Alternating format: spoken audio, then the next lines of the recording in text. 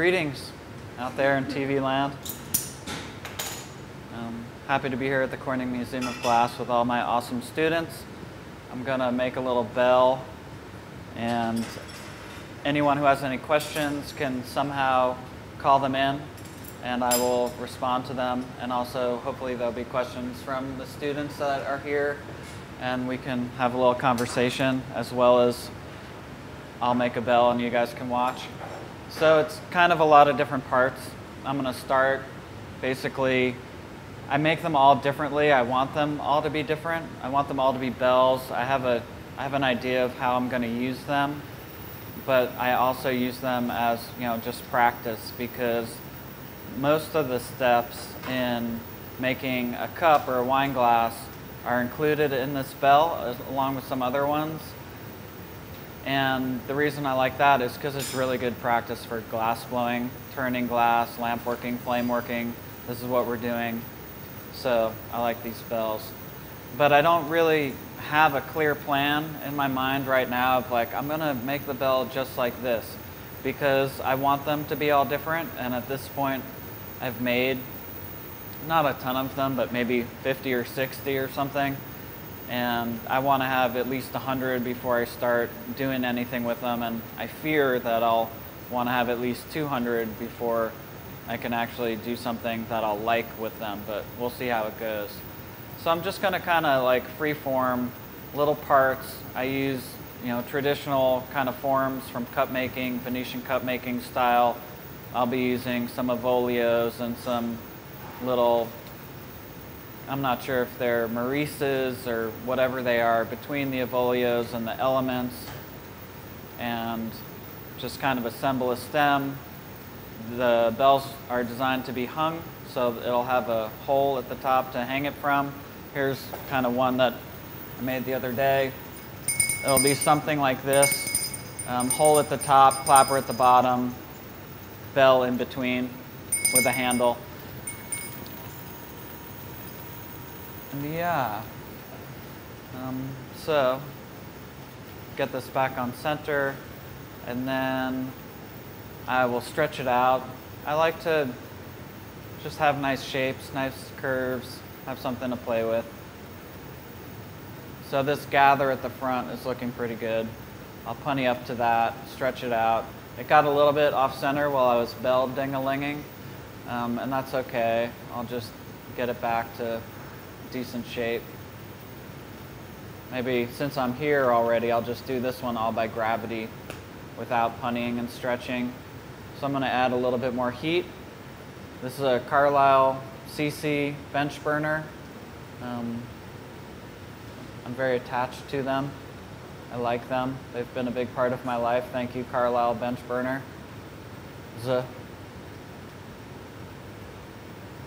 And you guys are going to have to help me out. I don't want to run a monologue the whole time, but I'm not going to force you to ask anything. I don't work in clear all the time, but I like clear a lot. I think because it's got all the kind of lovely optical properties that glass has that makes it kind of a unique material. I know other materials have optical qualities like plastic, but somehow they're just different and less than in my mind. I think the brilliance of glass and the clarity and the durability and the, all these things, the history, make it interesting to me. I've never tried to work with plastic, and I don't really want to, but maybe I'm being unfair to plastic and I would like it more than I think I do. But I'm okay with not liking plastic. It's one of my things.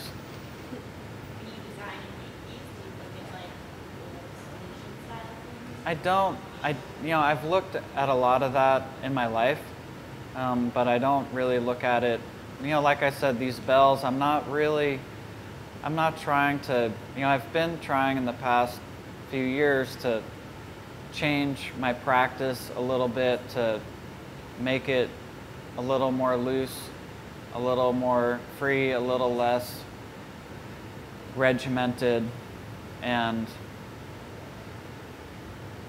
I don't know what. So no, I don't for these.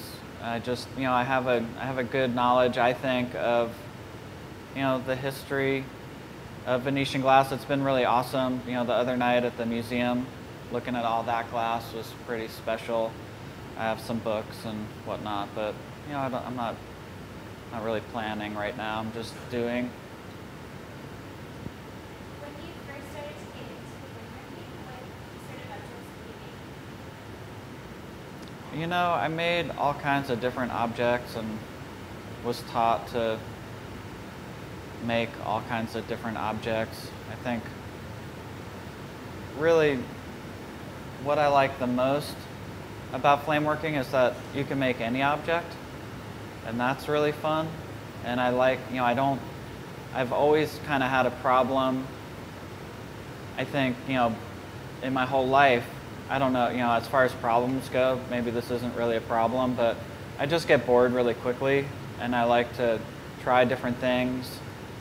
So I've always gone from one thing to the next, and with flameworking, and probably glass blowing in general, I don't really know because I'm more of a flame worker, but there's so many different things to do. So I remember, I used to, make some beads and be like, oh, this is really cool, and then I'd make some Marini, and I'd be like, oh, this is really cool, and all the things I'd be like, wow, I could do this for my whole life and just not ever get to the end of it or get to the bottom of it, and there would always be new stuff to do. But while I was doing that, I'd want to try something else. Oh, maybe I could try to make a cup or make a candlestick or make a fill in the blank. There's just too many things, and I can't stay, I don't know if it's focused. I feel like I have a fair amount of focus, but I can't commit to one object or one form as something that I really want to do more than anything else. I just kind of want to do everything. And maybe, like we were talking about with my class, I'm not sure how that affects my career in terms of positive or negative. I try not to think about it, and I just try to do what I want to do. But I've heard people say, oh, it's good to have a thing that you're known for and be the person that makes those, and if your work is never identifiable by its form, then it's hard to establish a market for it or something else. But for me, when I look at the body of work I've created over the past years, it's all identifiable as mine. So I don't have a problem. I'm like, oh yeah, that's mine, that's mine, that's mine, and it's kind of obvious, maybe because I made it. It's a little easier for me to see and know, but I just try not to worry about things like that. This little bit that I put here, I'm going to make an avolio on top of it now. That's like a Japanese little bit. But this bottom bit, I didn't used to do. And then I was at Pilchuck, and I was staying in a cabin because I was working on staff. And there was a broken part of a cup. And I was looking at it, and I knew immediately that James Mongrain had made it because he's a great cup maker, and I'm familiar with cups. And I was looking at it, and I saw that he used that kind of little bit, and it was just an extra little bit of detail, and I thought it was really beautiful. And I don't really know him very well. I've met him a couple times, but I'd like to thank him for introducing me to that extra little bit because I think it's really pretty. And so I like to use it now. It just adds an extra line of detail onto the piece, and that's fun. I think part of my philosophy on glass making, I guess, is adding detail anywhere I can. And even if it's just one little bit of detail, if I'm adding one little bit of detail extra to every part, then in the end, there's lots of detail everywhere, and I like that.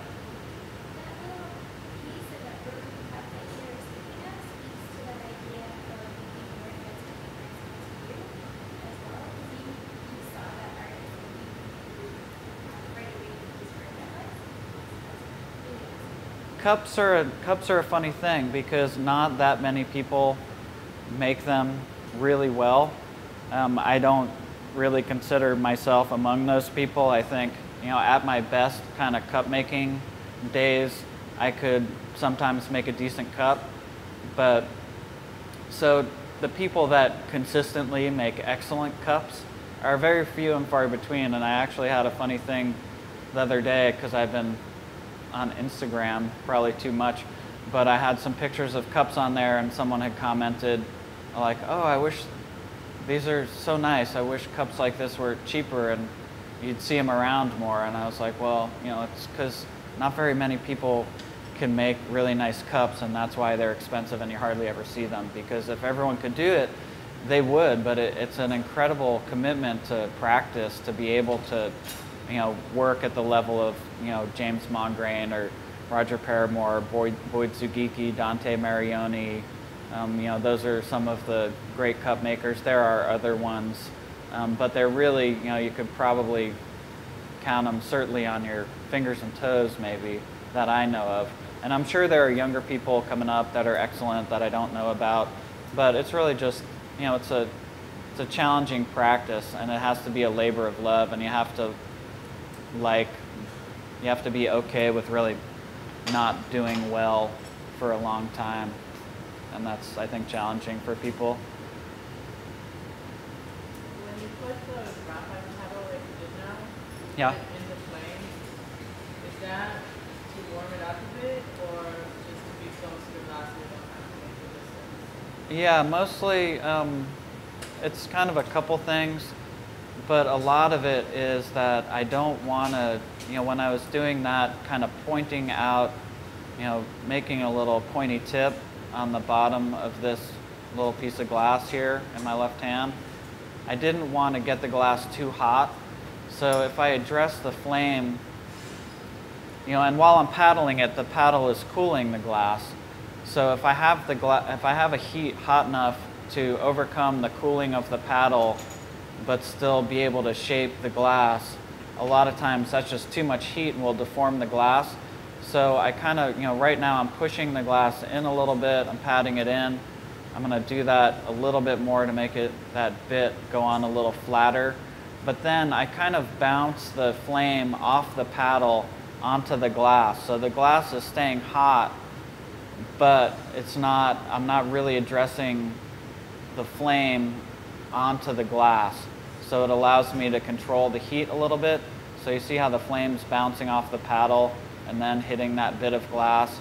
That's allowing that bit to be hot enough to move without the, you know, this form underneath it starting to change shape.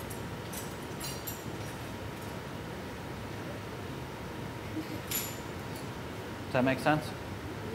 Yeah.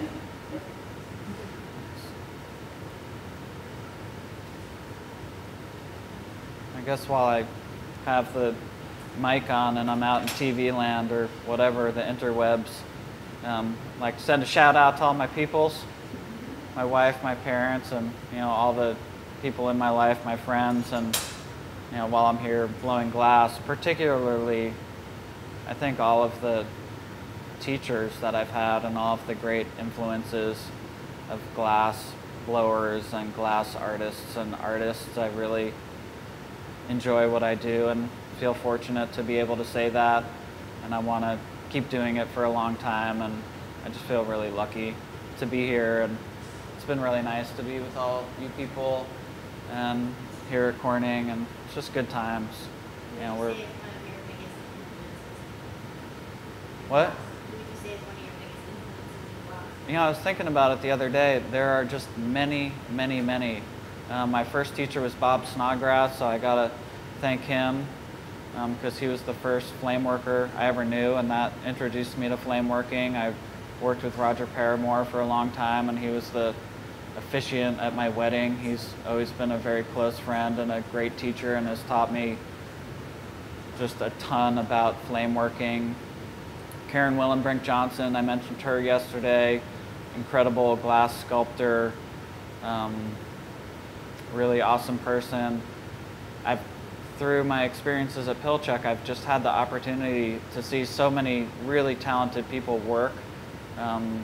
Sally Prash and Cesare Tofolo, Dante Marioni, you know, it's just really a huge, huge list. And, you know, it didn't used to be that way for glass blowing. Like Bill Gudenrath, who works with the Corning Museum here and the studio was taking us through a tour of the Corning Museum of Glass the other night, and he was talking about the history of Venetian glass and how, you know, it used to be that if you went out from your little glassy spot in the world to try to teach other people about glass blowing, someone would want to like slit your throat. You know, but now there's so many excellent people out there teaching. It's pretty awesome. So I've also, you know, had the opportunity to meet artists and that have really affected me a lot. You know, mostly at Pilchuck, they have a great artist in residence program. I got to meet and work with Jim Hodges, who I still work with, and Kiki Smith. And Peter Shelton was really a great guy. Fred Wilson, Ann Wilson, Bruce Mao I met not that long ago, and I was just mentioning how just smart and cool and how affected I was by listening to him speak. So, God, YouTube is crazy too, because you can just go back and listen to all people speak. I love John Lennon, you know, he's pretty cool. Gandhi. You know, there's been a lot of really awesome people that I think about. Not all of them I had a chance to meet, but anyway, so here's part. That'll be part of my stem. I'll make another little something like that. The next one I'll have to flatten, I'll put a hole in, and that'll be the part that hangs. I want all of these bells to hang because in the end I'm gonna hang them all, not like, but you know, dangle them from a string and hopefully try to have them be real pretty. I don't, you know, I'm not particularly caring about the bells. I care about them a little bit. Probably kind of like how I care about my sneakers or something. They get me down the road, but I'm not really attached to them. I like these ones. They're black and comfy and stuff, but they're not, you know, how they are is not really super important to me. But you know, they're functional. So, you know, these bells are not functional. I'm not going to go around dinging them and trying to use them in any purposeful way, but what I want them to be is just carriers of light, because the glass, you know, glass carries light in such a beautiful way, and when it's lit up, it really just glows, and I'm really attracted to that property of the material. So what I want to do with these is, you know, I've been thinking, and I haven't done it yet, so I'm open to changing my mind, but I'd really like to build, you know, a pretty wide column. You know, I see it maybe like this wide of light from floor to ceiling in a space, and have it just be that. So when you would first encounter it, it would just be light, you know, kind of like a glowing column of light that had some material substance. And then maybe when you would approach it, if you did, then you would see that it was comprised of all these little bells.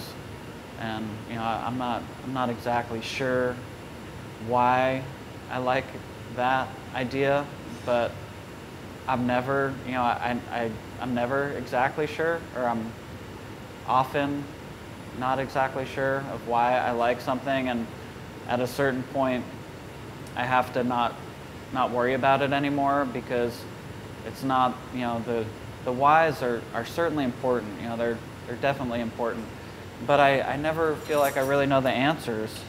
And so I could worry, you know, I'm kind of a worrier, so I feel like I could worry about why for years and years and never make the thing. And one of the really awesome things that Jim Hodges told me, because he's, you know, been a great friend and really a huge influence, and I've made some work with him, but I remember calling him one day just upset. Not upset, I wasn't like crying or anything, but I had been like just thinking too much about a piece. I don't remember what it was, and I was like, God, I don't know if it's worthy. Should I make it? Do I like it? Does it matter? You know, all of these things, and it got to be a drag. And I called up Jim, and I was like, God, Jim, you know, how do you, you know, I worry so much about what to make and if I should make that thing or not. And I don't, you know, it creates a lot of stress for me, you know, and how do you deal with that? And he said, well, you know, you just have to make the piece. You know, if you're thinking about it so much, you make the piece and then it's behind you and you move on and you don't have to think about it anymore. You make the piece and then you make the next piece, and that's the job of, you know, being an artist, I guess. And that really, you know, made me feel a lot better. And that's a good thing. So that's kind of where I'm at with it now. I think a lot about, you know, should I make this? Should I make this? Should I make this? And then at a certain point, I just understand, well, I'm not going to stop thinking about this thing, whatever it is. And I certainly cover a lot of ground in my mind about, you know, the whys and the whatnots. But at a certain point, I just say, okay, obviously there's something going on with this idea, and I'm not going to be able to not think about it. So I may as well just make it, and then I can not think about it. And that's kind of what I do. So What part are you making right now? I'm making the top part of the handle of the bell. You know, it's just going to mirror the bottom part a little bit, and then I'll probably stretch it out a little farther so that it's not an exact mirror.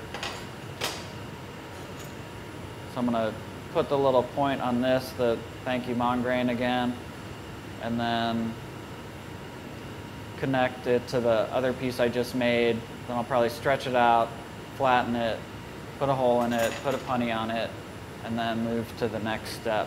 There's a lot of steps in these pieces. I think I must like that too. I like process a lot. You know, it's interesting because I feel like I've done quite a few things, you know, with glass, and now I have so many, you know, I feel like I have, and I'm sure we all feel like we have, you know, just a lot going on in our lives. So, you know, I'm making work, I'm trying to, you know, just live and be happy. I like to take a walk. I like to hang out with my wife. I like to, you know, have some food. I have to, you know, write some emails. I have to, you know, come to Corning. You know, all these kind of different things that are awesome.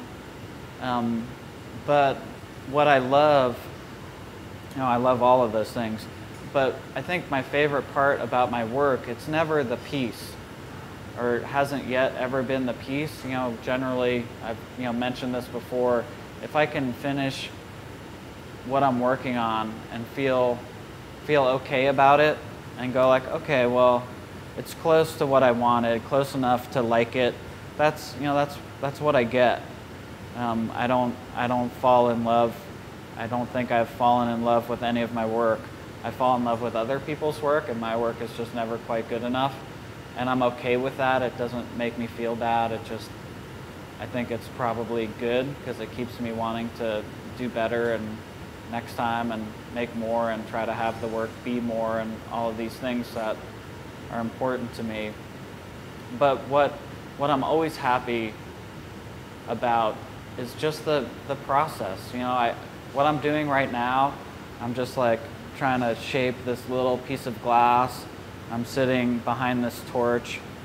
I am really happy doing this, and whatever it is, you know, whether I'm like throwing glass or turning glass or like sorting little bits of glass or, you know, all of those things, the process of making the work is really a good thing for me, and it's relaxing, and I really enjoy it, and that's, you know, that's kind of the best part for me. You know, I don't mind the other parts, the business parts. I like going places. I like coming here. I don't mind, you know, going to shows and things like that. But none of that is gravy to me. Like, this is the gravy. It's just making the work is really my favorite part of what I do. So I work mostly with glass, but I do work with my camera a lot. I like, you know, photographic images, and I always have. So that has become part of my work, although not really, I guess I'm working a little bit in mixed media. But I think a lot about, it's funny, I had a conversation with my friend Jesse, and we were talking about material, because it's an interesting thing that's the subject of a lot of conversations about art and stuff like that. And she was telling me she was at Pilchuck one time, and there was a person there who was a ceramicist, and they were watching Ross Richmond blow glass. And Ross is a cool guy. I really like him, and he's a fantastically talented glass sculptor. And so they were watching, and the ceramicist turned to her and said, "Oh, it'd be so much easier if he made it in ceramic." And because it doesn't, his work doesn't look really glassy, there was something there about, the guy was saying like, oh, he could make the same work in ceramic and it'd be easier. And she turned to him and he said, well, it might be easier for you, but it wouldn't be easier for Ross, because Ross is a glass blower. This is what he does. This is what we do. This is, our material and our process. And, so I think for me, it's the same thing. When I think about something I want to make, I know right off the bat, like, I'm working on these paintings, and I go like, God, I could go get some paint or something, but I have glass. I work with glass, so I kind of think about it a little bit like the Silence of the Lambs or whatever. We covet what we see every day. I have glass all around me, so when I'm looking for a material, I work with what I have, and I make it work for me, and that, is just what I do. So I'm not really, I think at some, I'm not against other materials. I think all materials are awesome, and I have been thinking a lot recently about trying to work with some stainless steel rod, because I do a lot of work with glass rod, but it's not very durable material compared to stainless. So I've been thinking maybe I should get some stainless and try that out, and maybe I will, but I haven't yet. And mostly I just work with glass, and you can do so many different things with it. There's so, it's such a versatile material. I think about it sometimes. I'm like, well, I'm making a painting with glass. Why would I do that? But then I think, well, because I can. You couldn't, to make a sculpture out of paint would be really hard, because it just doesn't have the, material characteristics that make it suitable for sculpture. But glass is just so versatile. I always want to try new things with it.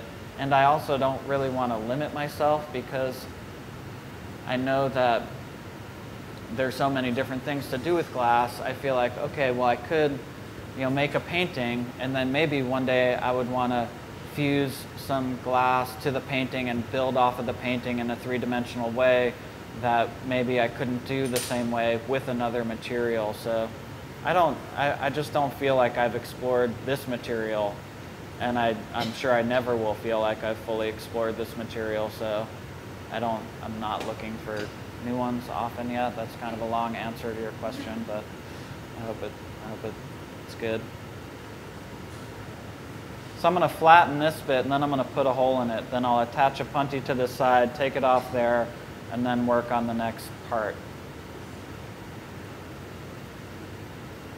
David, what kind of light do you use? I know you use a lot of light. Is there a specific type that you like? Light? Yeah. I covet, like, getting back to coveting, like studio lights, theater lights, that kind of lighting seems really awesome. And I'm never satisfied with the lights that I have. And then I don't know if you guys look in the B&H photo catalog. It's so awesome to just look in there and stuff. And they have just such incredible lights. So I don't think I have great lights. I don't even think I have decent lights, but again, I use what I have. So like that image of the tree that I showed last night in my studio, how it was all super glowing. I just used a shop light, like one of the ones that's however many 100 watts, sits on the floor and has a little cage in front of it. that's what I have. So I kind of prop that up beneath the piece, and I used some marble tile because my bench surface is covered in marble tile because it's a real nice surface for glass. And so I kind of made a, what do they call it, a dog house or whatever, trap doors on the lights where they close down sides, and they, you know, I kind of built a super hokey something like that. But you know, I definitely don't consider myself any type of lighting expert. I barely know the different types of lights that are available. I can fiddle, you know, when I'm setting up an installation in the gallery, generally I fiddle around with the lights, and I could probably fiddle around with the lights for weeks, you know, and just keep changing them and think, okay, maybe I have it, and then fiddle some more, and then fiddle some more, and then I'll get it to where I think is good, and then I'll say, I'm going to take a break, but if you guys want to mess with the lighting, I'm totally fine with that. And invariably, the person that's the lighting designer fiddles with it, and I come back and it's so much better than I had it, and I'm like, oh, this is great. You guys are really good at what you do. I don't, you know, I'm not qualified really to answer that question, I think is the short answer. Can you explain how you're really that Yeah, I just, you know, the tungsten pick, you know, tungsten's a super, super tough metal, and it can get really hot. So like I've talked a little bit about in the class, this flame is really hot, and is, you know, I've never measured it exactly, but my understanding is it's, you know, above 4,000 degrees, which is a very hot heat source. The glass doesn't want to be 4,000 degrees. At 4,000 degrees, the glass is going to just boil away, and I don't even know what would be left, but there'd be a bunch of silicosis floating around the room, and it'd be a mess. But so the glass doesn't need to be as hot as the flame is. The tungsten gets hotter than the glass, so I'm heating up the tungsten to where it's so hot it's like a hot knife going through butter. So I'm just heating up the tungsten, and then I can just press it through the glass, and because it's so hot, it just bores its way through and makes a nice hole. So you don't use a lot of force to do it? I use as much force as necessary, but you know, when the tungsten's really hot, it goes through pretty easily.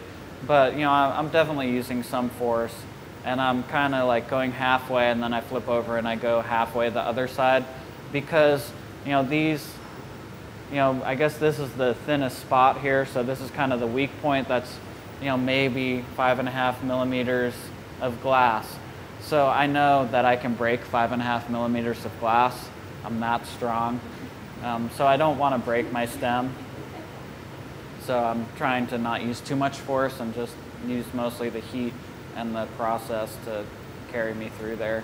Did the tungsten leave some like residue on the top? Yeah, it leaves a little stuff. It kind of fumes off some nasty stuff, but I can burn it off. You know, there's probably, you know, there's definitely, I can see a little residue on the interior of the hole, and you know, it's there.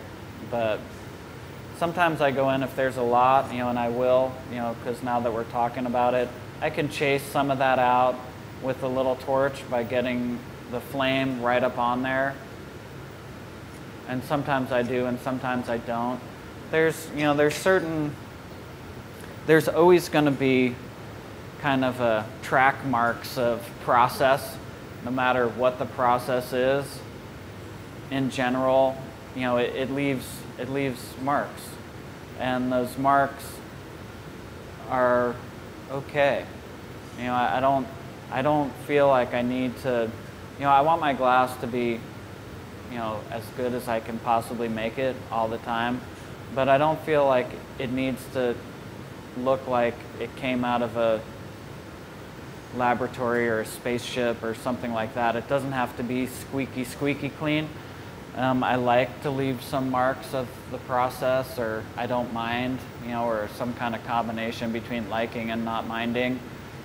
With these pieces, I like to, you know, I definitely like to leave punchy marks on them just for fun. I think we talked about it a little bit because, you know, this is a very kind of glassy, glass blowing cup making. You know, I'm working with all these traditions, and they're, you know, they're furnace working, they're hot shop traditions. So to leave a punty mark on there, I guess, you know, it's just kind of like funny or kind of tongue-in-cheek joke for me or something, that maybe a glass blower would look at it, because I'm going to have a punny mark there. I'm going to have a punny mark on the inside, on the loop that the clapper dangles from, and then I'll have a punny mark on the bottom of the clapper itself. So, you know, the part that I like about it is maybe they're like, God, you know, he punnied to this clapper and then like had it in the hole, or, you know, whatever. It's just, I don't know. I try to amuse myself as much as possible, and often in juvenile ways that no one else thinks are funny, and it's probably a good example of that. But is also an example of leaving marks of process that I'm okay with.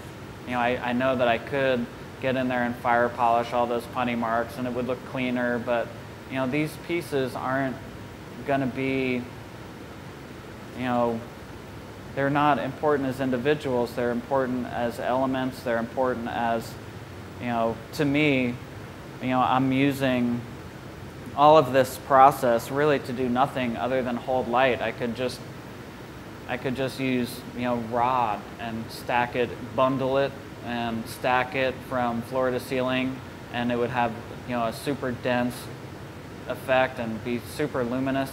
And maybe that's not a bad idea. You know, maybe that's what I should be doing. But, you know, my life has and revolved around these techniques, and they're important to me. So I like to have something of what's important to me in my work. You know, the more the merrier. And so that's kind of why I want to use these bells, because they're part of, you know, this process is part of my life. So then just the column of light, which will be kind of generic, will also really hold a lot of what's been really important to me. In my mind, anyway. Why do you think this is a bigger back? Because I'm going to need to use this to, you know, do my fire cut, and I'm going to want it a little counterbalance. So the, you know, the stem here on my left hand is fairly heavy, and then if I just had the piece of the 6 mil, it would be hard to turn from balance, like we were talking from turning from balance. So to be able to do that a little bit, I added the counterweight. Thank you for asking.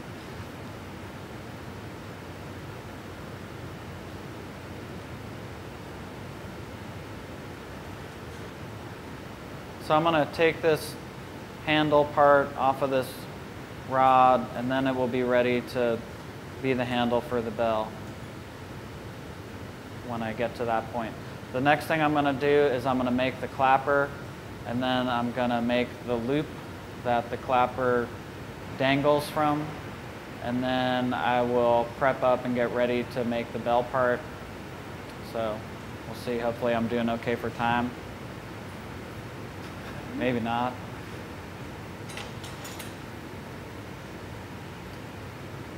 Eric, do you want to push me a Fat Maria on a piece of 8 mil? Sure. Not like fat, like thick, but wide, you know? Yeah, how big? Huh?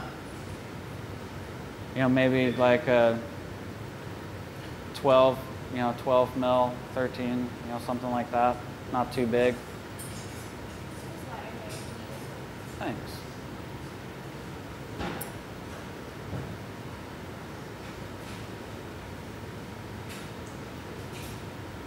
How many do you think you already have? You know, I don't have, you know, I might have 60 or something. I don't have enough. I don't really feel like it's very many. It looks like a small pile, you know, it's like maybe this many. And I kind of want, you know, that many or something. It's going to be a while. I'm not in any rush though, so that's good.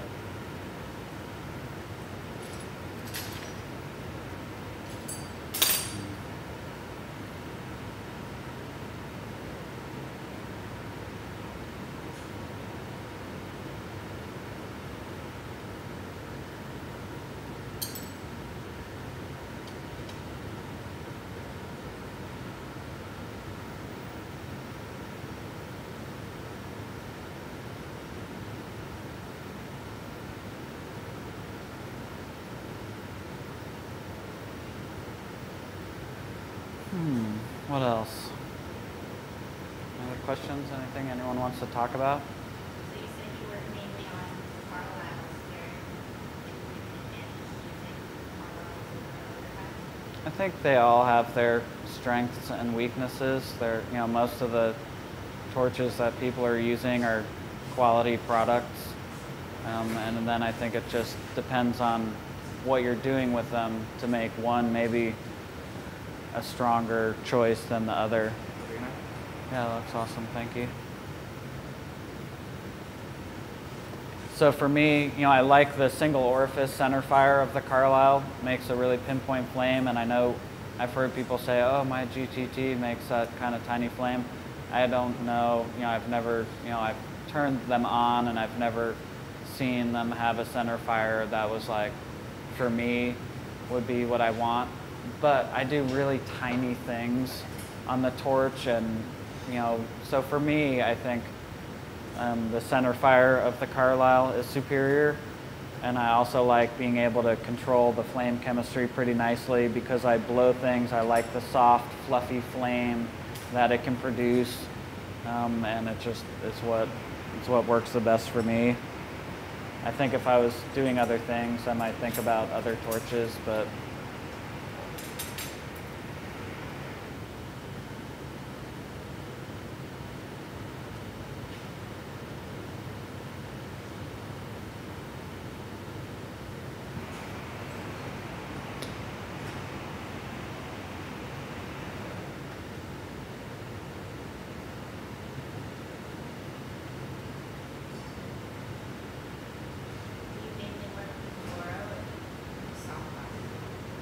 I use soft glass, in some things. I've done some kind of sculptural work with soft glass. The paintings that I'm making are mostly in soft glass. They have a really nice color palette. The glass is cheaper, so those two things have, kind of influenced me to use it in some processes or some pieces or whatever. So I use it sometimes. Most of my flame working, I work in boro. But, glass is glass. It all behaves, it's, some of them may behave differently. The soft glasses stay softer longer, they're stickier and stuff like that. But for the most part, it's not like apples and oranges, the difference between the glasses. It's more like oranges and tangerines or something. They're pretty similar. They're more similar than they are dissimilar. So, the processes, I feel like I've said processes about 1,000 times today. I'm going to try not to say it anymore. I did this other demo that's on YouTube, and then Mark Petrovic was like, give me a hard time because I said irrelevant like 50 times in 5 seconds or something. And then when I went back, I laughed about it too. So I'm sure I'll get some of that.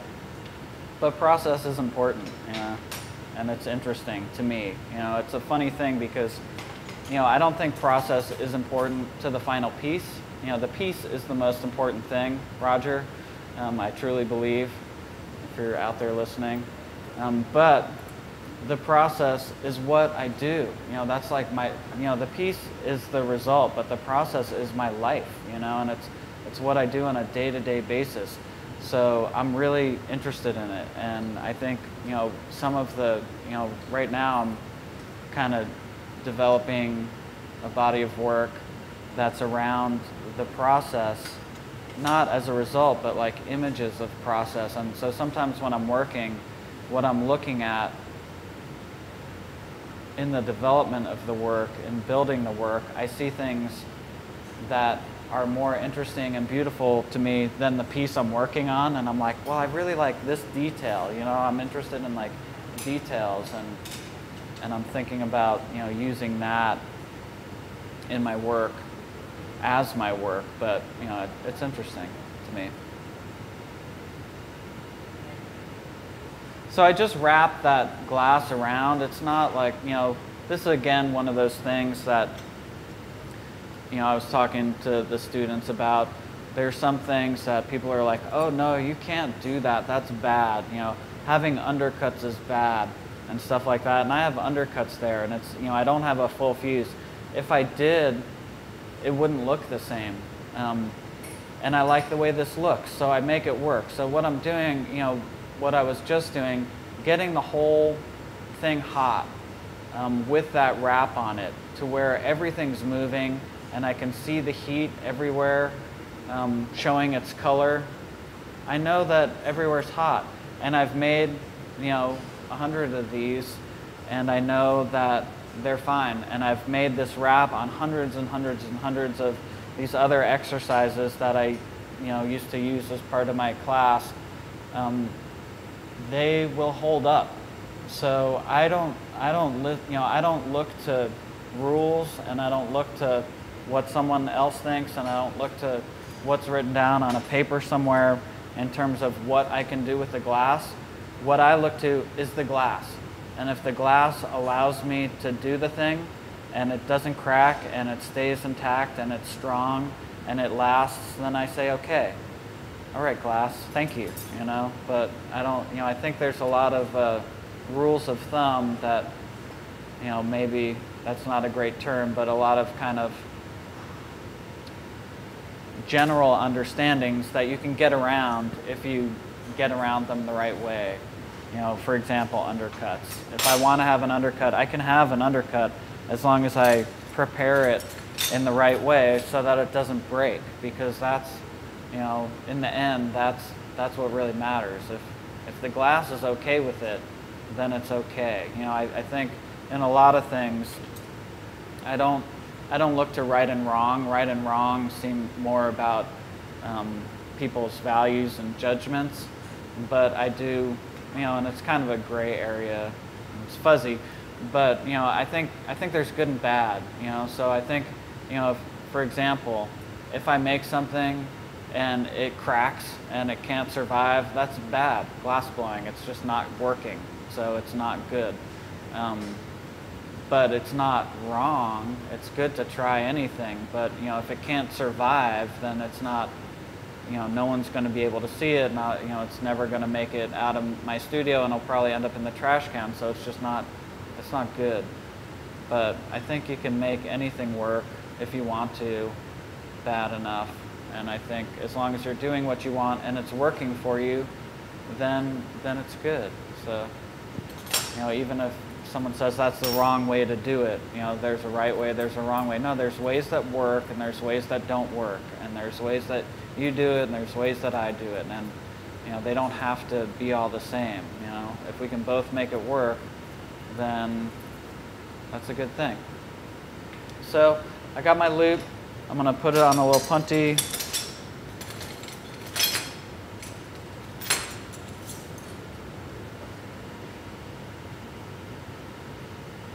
I'm going to use a cold seal so I can just tap this off.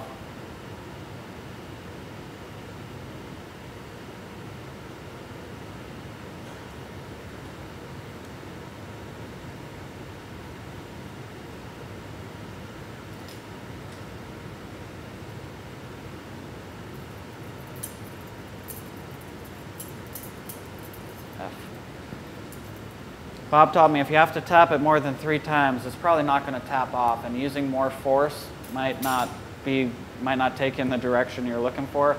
So rather than just trying to bang it harder and harder, then this would fall off. I'd have to pick it up. I just broke it off with my hand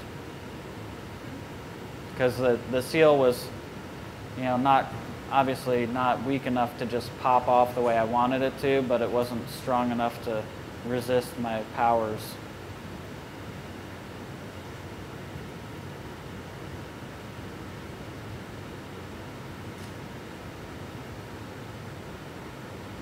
So I'm being careful not to get, I don't want the clapper to stick to that loop. I want to close it, then I'm going to pull it up just a little bit to get some shape on it. I might add just a tiny little bit of glass to this one to give me, some good material to make the connection on the inside of the bell. And then I'm going to jump right into the bell so I can try to get this thing done within the proper time window, and I think I can still do it. So there's a lot of prep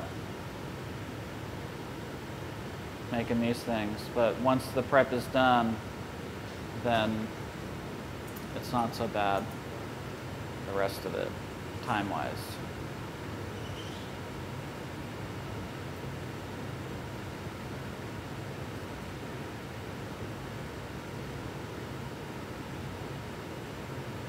You're making these in your studio, do you make them one at a time, or do you like one day make? I kind of, like right now I have probably, 10 or 15 handles on punties.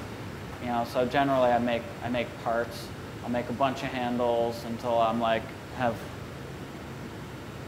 sometimes I make twisties, sometimes I make these solid gathers. I kind of do different things, and then once I see that I'm running out of variation and the next one might be like the last one, then I stop making the handles, and then I'll make all of these guys, and then once I have all those guys, I'll make all of these things. Thank you, Eric, for making that. And then once I have everything, I'll start making the bells. Or if I have a bunch of handles and I feel like making a couple bells, I'll just, I'll just do it. But I think I make the handles, I like making the handles the most possibly, or it seems like I do that the most. And then when I have a bunch of handles, I make the bells. So I'm going to do a ring seal here. And what I want to do is I want to prep so that I can make a bubble that has a little post inside of it that I'll be able to stick that loop onto up on the inside of the bubble. So I'm going to blow a hole in this tube, then I'm going to put this guy in there with just a little bit poking off the front.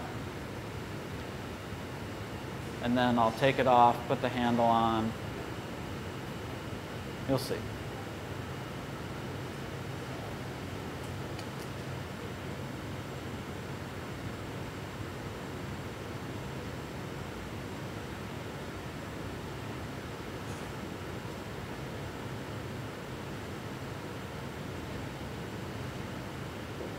So this shape on here is what's called a Maria in glass blowing.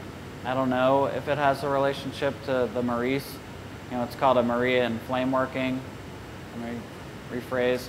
And I don't know what the relationship to a Maurice in glass blowing is. It's kind of a similar shape, a flat disc, but that's all I really know.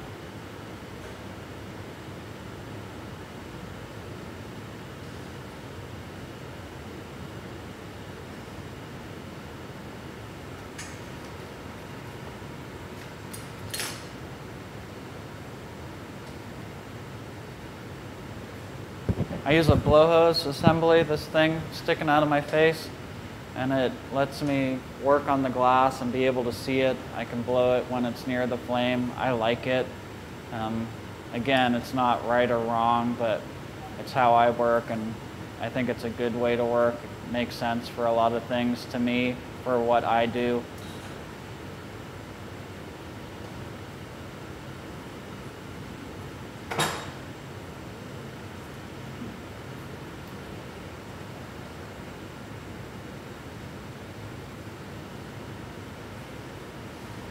I want to make the hole very close to the size of that Maria, so I'm just going to make it a little bit bigger.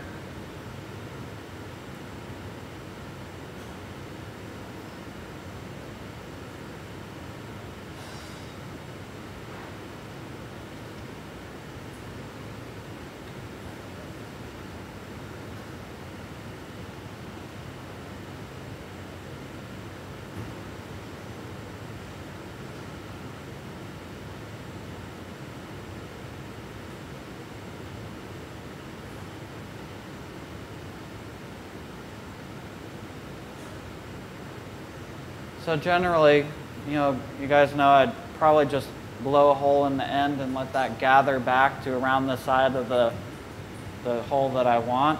But because that's not just going to be part of the scrap, that's going to be part of the piece, I don't want this thin glass, this bubble here, I don't want that as part of the piece.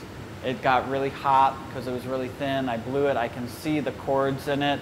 It's not happy glass. It's not nice glass. It's not the same as this glass. I want to get rid of that glass.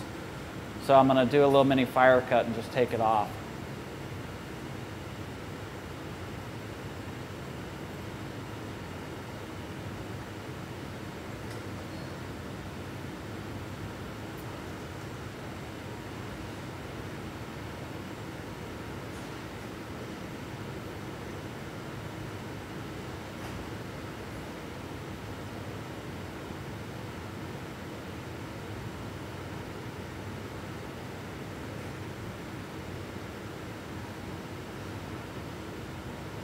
I always melt those in because they're thin and they break easily, and I don't want them all crumbling around on my bench.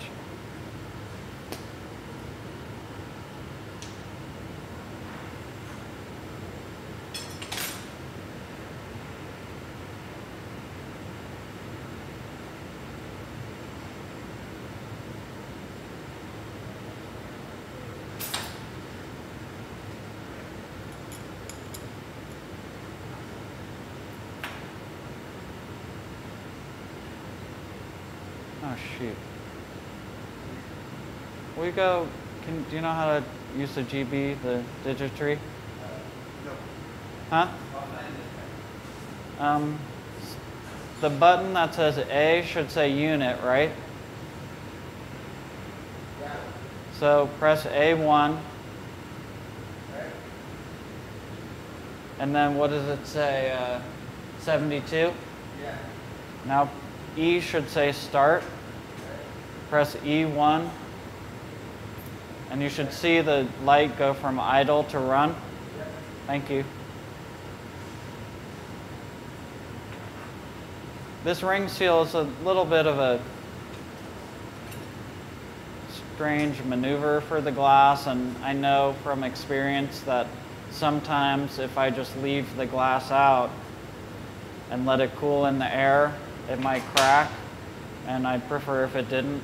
So for these, when I make these, generally I have a kiln that I can just put them in when they're done. And that's probably why I make them in parts more, because I don't like to run the kiln all the time. So when I'm working on the stems, I can just let them cool in the air and not have to have the kiln on. But when I'm actually making the bells, I want a hot kiln that I can go into right when they're done. So I'm gonna, put this in here and try to just have it, it just kind of fits. So I'll put it in there cold. I'm just gonna warm this up a little bit so it doesn't take so long to heat up. I'll put it in there cold and just kind of turn it in the heat until it starts to become attached. And then I'll, blow a little bit and get a nice connection between the Maria and the tubing.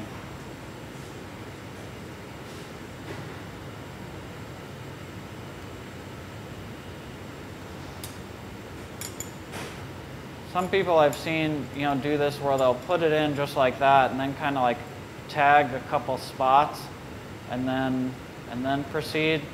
I don't do that. I just, put it in there cold and hold it and turn it. Now it's already tagged, so it's not going anywhere. And that's just how I do it, and it seems to work okay.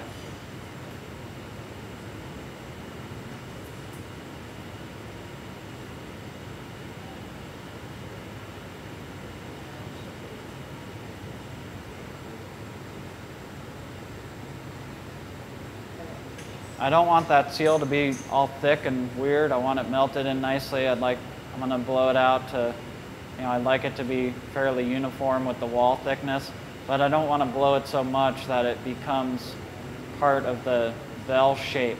I want to keep it where it is. You don't want it to be part of the No, if I blow it out too much, then that kind of seal will migrate from where it is up at the top of the bell and be down kind of more in the middle of the bell. If I blow out that Maria too much, it becomes part of the bell shape, and I don't like that seam in the bell, just aesthetically. So I try to keep it where it's at.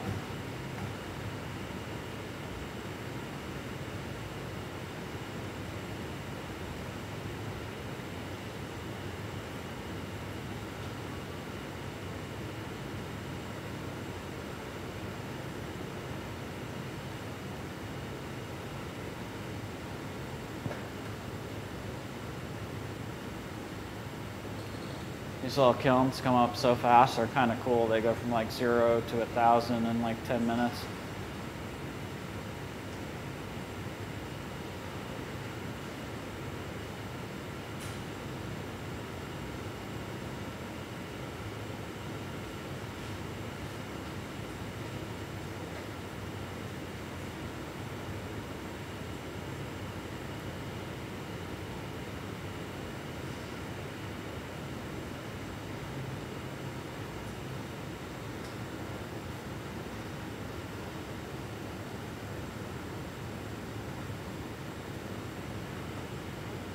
I'm on the fence about what I'm doing now.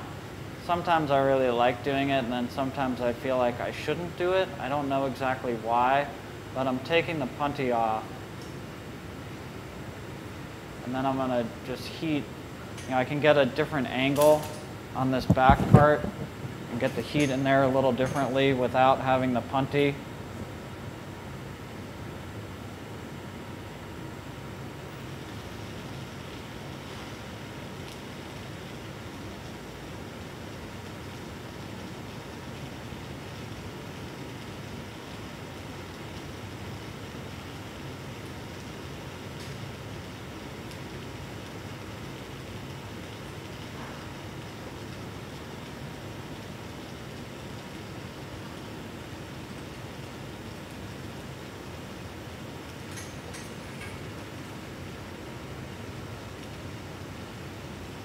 So I was really able to get it hot.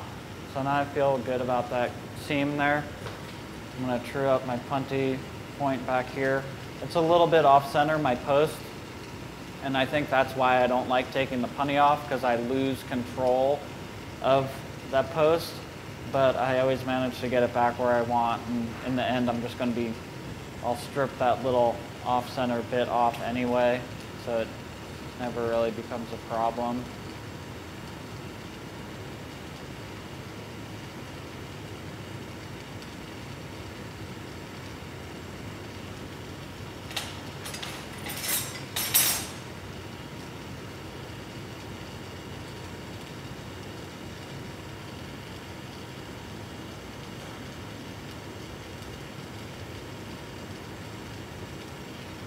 So now I just need to shape the bell.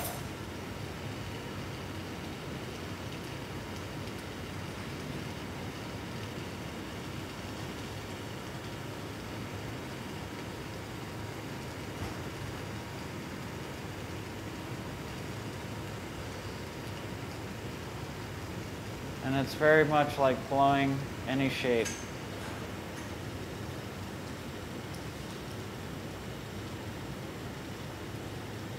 Any bell shape, anyway.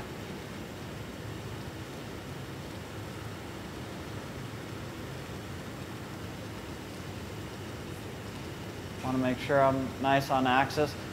It's confusing to my eyeball a little bit because the post has dropped, so it looks like it's not on axis because it's wobbling off center. But I trust my hands, and it feels like it's on axis, and that's where I really know. I'm not heating this guy up. So after you open up the bell, are you going to attach the clapper? After I shape the bell, I'm going to attach the handle. Then I'm going to do the fire cut with the handle on, because with the with this 10 mil, I'm insulated from that flame splash and the heat, so my puntee will stay on axis. But if I attach the handle, I'd have an Avolio right there, which is down to 6 mil, and it'd get all floppy and it wouldn't hold up.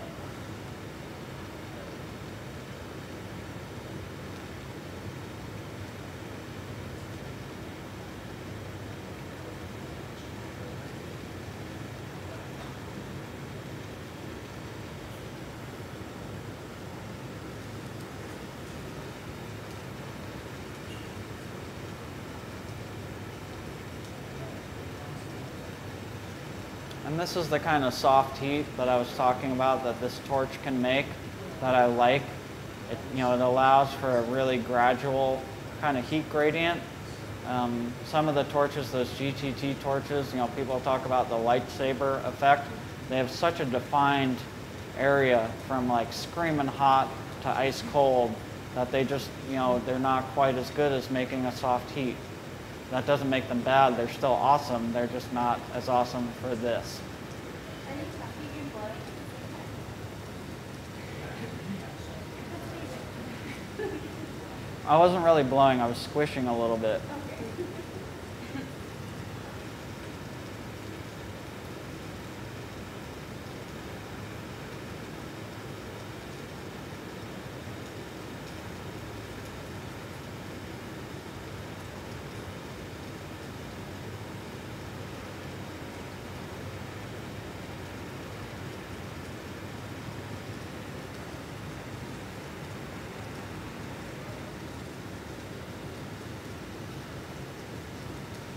So when I was talking about radiant heat, that's the stuff that's making my right arm skin burn right now. So when you guys try this, you might want to have a Kevlar sleeve to be more comfortable. I guess at this level, I kind of like it. It's not really burning enough to hurt, but it's kind of like a sunburn, a really, really bad sunburn. And it kind of just feels hot and tingly, and I'm okay with it for a little while.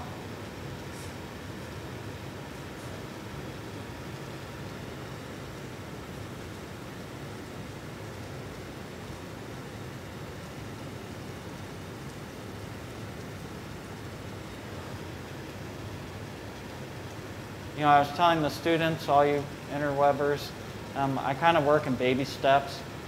I don't recommend it. It's just how I do. Roger, used to say, and he still probably says, lamp working is compensation.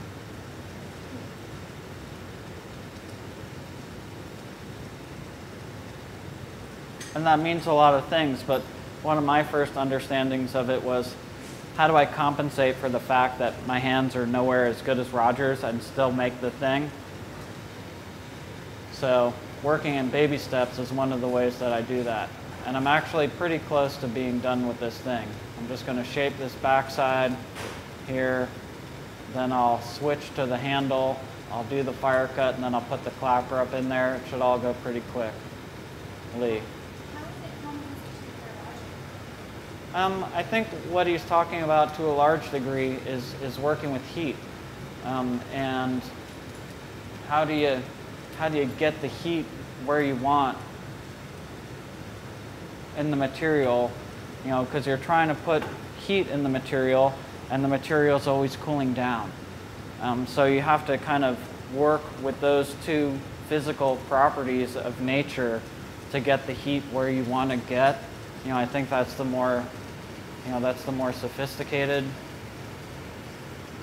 way of looking at it that I've come to understand, but is actually really true, because I have a flame. I'm trying to heat up some glass. When the glass isn't in the flame, it's cooling down always, and that's just the thing. So I'm trying to heat something up. As soon as I come out of the flame, it's cooling down, so it's kind of like a weird juggling act with heat. And I think trying to compensate, trying to get the heat where you want, and knowing that the heat, as soon as you get the heat where you want, the heat's going away, and how to deal with that. I think, and he can, and probably will, correct me if I'm wrong, and I probably am or something, I don't know, but I think that's relevant to what he's talking about when he talks about compensation and flame working.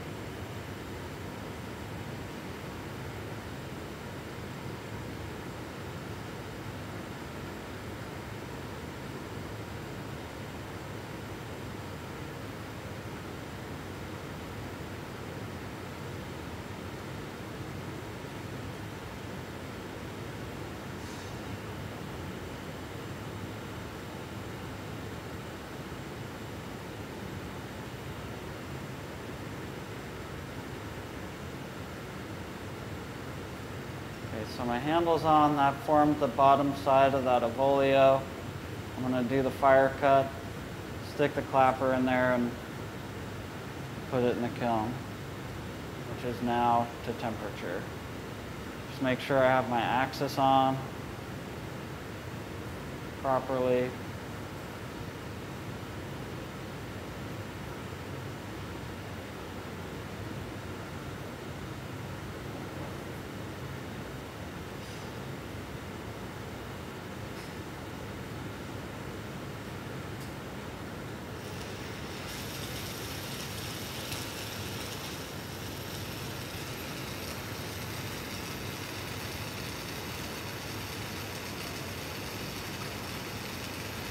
I like the fire cut, you know, it needs to be just on the downhill side of the widest point.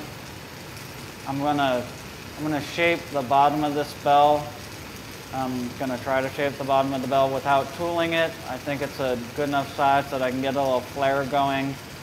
Nelly, so you can take a look at that. You were asking me about it.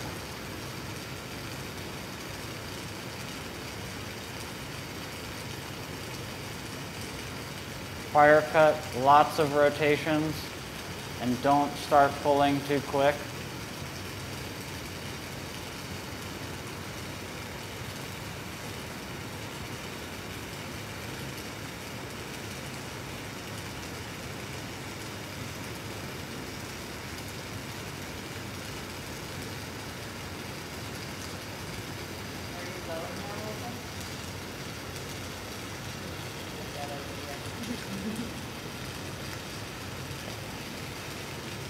I'm trying not, you know, I don't want to blow it out, but I want to keep it inflated so it's not closing down, because part of the idea is that I don't want to have to do a lot of tooling.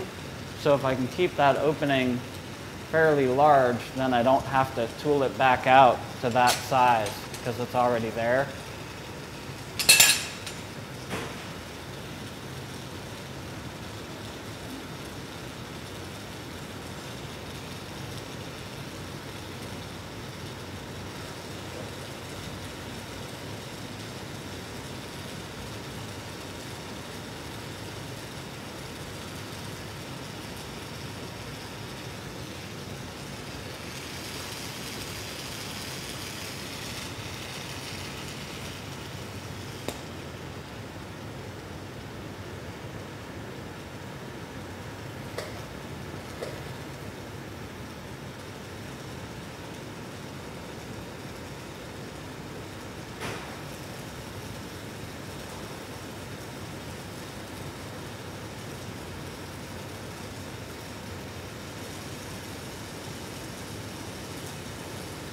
When I'm flaring with centrifugal force, I don't want to start spinning too fast too early. I want to wait until the glass is hot enough to move.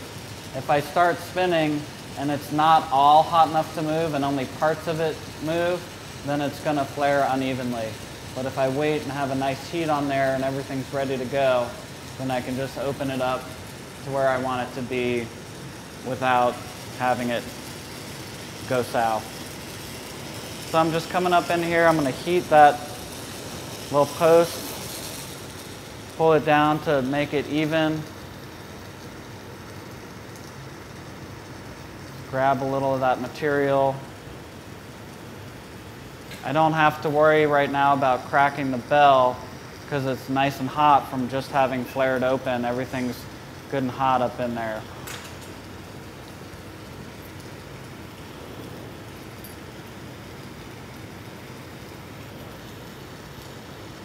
I like to keep the hole on the clapper oriented in the same direction as the hole on the handle. So I'm going to make sure that I put it in and have that all line up.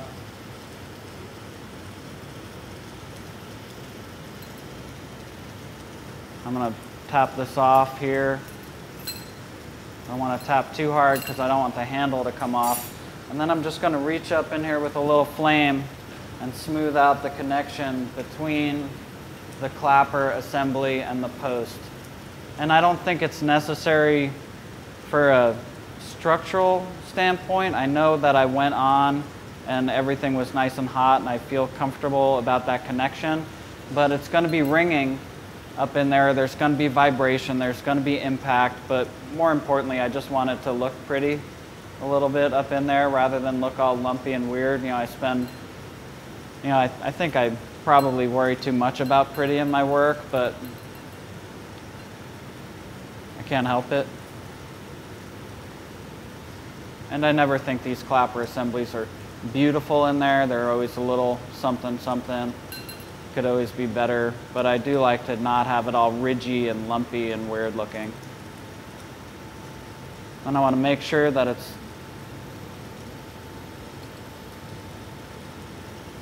have it all oriented properly. I'm just going to put a little heat up in there so I can adjust it a tiny bit.